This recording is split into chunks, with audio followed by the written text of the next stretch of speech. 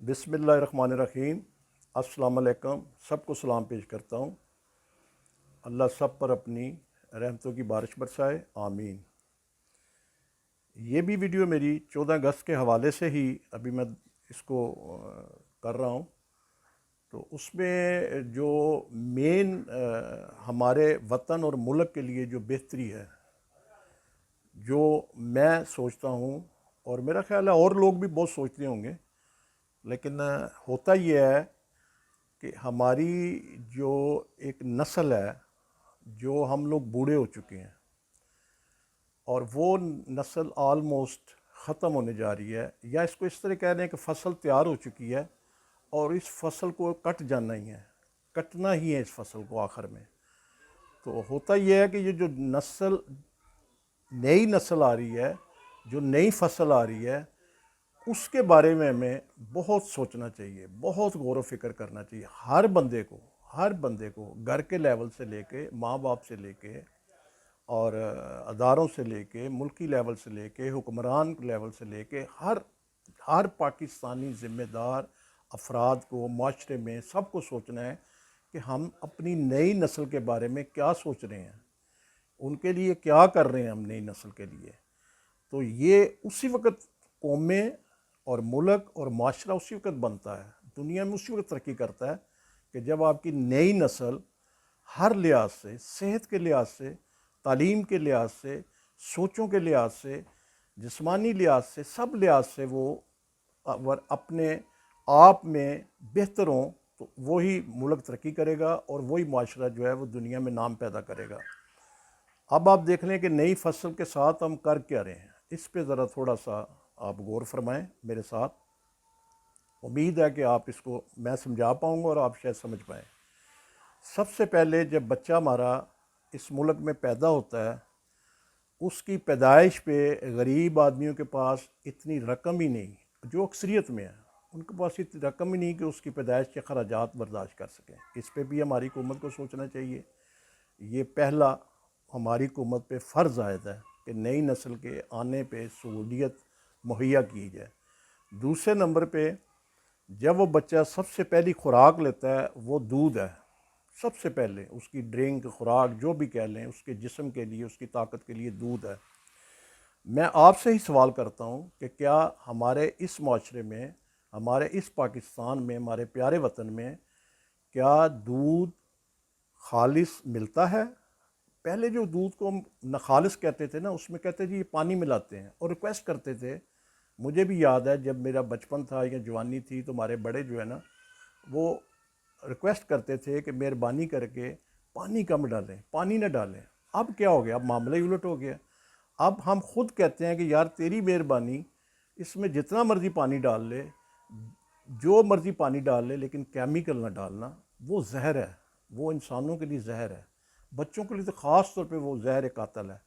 لیکن آپ خود دیکھتے ہوں گے کہ اکثریت ہمارے، یہ نہیں میں کہتا کہ سبھی لوگ، اللہ تعالیٰ کے اچھے لوگ بھی موجود ہیں، لیکن اکثریتی جو دودھ ہمارے بچوں کو مہیا ہو رہا ہے وہ ٹوٹل کیمیکل کا ہے اور اس کے بڑے زبردست نقصانات ہیں۔ وہ بچے صبح دوپہر شام پی رہے ہیں۔ آپ خود سوچیں کہ میں تو اس کو بیان ہی نہیں کر سکتا، آپ خود سوچیں کہ کیا حشر کر رہا ہوگا، اس کے اندر کے نظام کو کیا حشر کر رہا ہوگا۔ اور اس کے بعد جو غور کرنے والی بات ہے، وہی دودھ جو ہے نا بوڑھے بھی پیتے ہیں، جوان بھی پیتے ہیں، مرد عورت سب پیتے ہیں۔ اور ڈاکٹروں کے پاس جو دوائی لینے جاتے ہیں، کوئی کمزوری ہوتی ہے، بیمار ہوتا ہے، تو وہ یہی کہتے ہیں یہ دودھ کے ساتھ آپ خوراک لیں، گولی لیں، تو وہ خوراک سے زیادہ کیا اثر کرے گی؟ دودھ جو پیتے ہیں وہ تو سارا کیمیکل کا ہے۔ تو بہرحال یہ ایک بہت بڑا مسئلہ ہے، اس پہ ہمارا کوئی ادارہ اس پہ سختی سے عمل نہیں کر رہا۔ ہماری ٹوٹل نسل یہی دودھ پیے جا رہی ہے اور تباہ و برباد ہو رہی ہے۔ یہ تو ہو گیا دودھ کا معاملہ۔ اب کوکنگ آئل کی طرف چلے جائیں، کوئی کھانے کی طرف چیز چلے جائیں، ایون آپ پھل فروٹ دیکھیں جو بالکل خالص ہوتا تھا، آج کل اس کو بھی جو ہے نا وہ عجیب طریقوں سے پکایا جاتا ہے اور اس کو انجیکٹ چیزیں کی جاتی ہیں، اور اللہ معاف کرے وہ ریڑھیوں پہ لگا کے ہمارا ایک عجیب ہی نظریہ ہے، جس طرح کا فروٹ ہے اسی طرح کے لائٹ لگا دیتے ہیں۔ کوئی بندہ بھی اچھے طریقے سے کمانے کی کوشش نہیں کر رہا، نیت سے کمانے کی کوشش نہیں کر رہا، توکل اللہ میں نہیں ہے۔